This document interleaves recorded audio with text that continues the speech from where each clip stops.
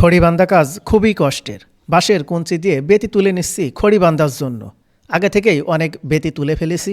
বেতি তোলার কাজটাও খুবই কষ্টের। যদি এদিক ওদিক হয়ে যায় তাহলে হাত কেটে যেতে পারে, তাই সাবধানতার সাথে বেতি তুলছি।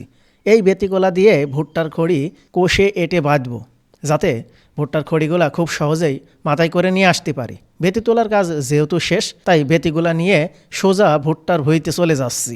আকাশের অবস্থাও তেমন একটা ভালো না, প্রায় প্রতিদিনই বিকালে পানি হচ্ছে, তাই খুব দ্রুত খড়িগুলা বেঁধে ফেলতে হবে এবং খড়িগুলা ভুঁই থেকে সরিয়ে ফেলতে হবে। তাই খুব দ্রুত যাচ্ছি খড়িগুলা বাদ দিয়ে। ভুট্টা কেবলই কাটা হলো, এখনও ভুট্টাগুলা ভুঁই থেকে সরানো হয়নি। খড়িগুলা প্রচুর কাঁচা, তারপরেও খড়িগুলা বেঁধে আজকের ভিতরেই ভুঁই থেকে সরিয়ে ফেলতে হবে। তাই বেতি প্রথমে শাট করে দিলাম, এবার বেতির ওপরে ভুট্টার গাছগুলা ভালো করে সাজিয়ে দিচ্ছি, যাতে পরবর্তীতে বেতিটা ভালো করে বাঁধতে পারি। ভুট্টার গাছগুলা ভরপুর কাঁচা, কেবলই ভুট্টাটা কাটা হলো তো, তারপরেও খড়িগুলা বেঁধে সরিয়ে ফেলতে হবে। তাই ভুট্টার গাছগুলা সুন্দর করে বেতির উপর সাজিয়ে দিচ্ছি। বোঝাগুলা খুব একটা বড় করা যাবে না, খুব একটা বড় করলে বোঝাগুলা মাথায় করে নিয়ে যাওয়া যাবে না, যেহেতু এই জায়গায় থেকে অনেক দূর অবধি মাথায় করে নিয়ে যেয়ে সেই জায়গায় গাদা দিতে হবে।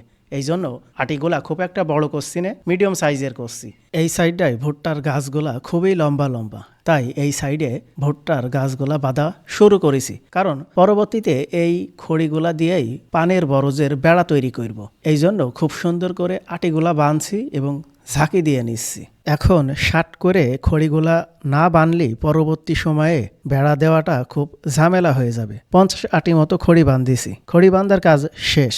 এই সাইডে তেমন একটা রাস্তা নেই যে খড়িগুলা গাড়িতে করে নিয়ে যাব, তাই মাথায় করেই খড়িগুলা নিয়ে যাচ্ছি আর ভুঁইয়ের পাশেই গাদা মেরে রেখে দিচ্ছি। মাথায় করে বওয়া কাজটাও খুবই কষ্টের, আমার জামা আর মুখ দেখলেই আপনারা বুঝতে পারবেন।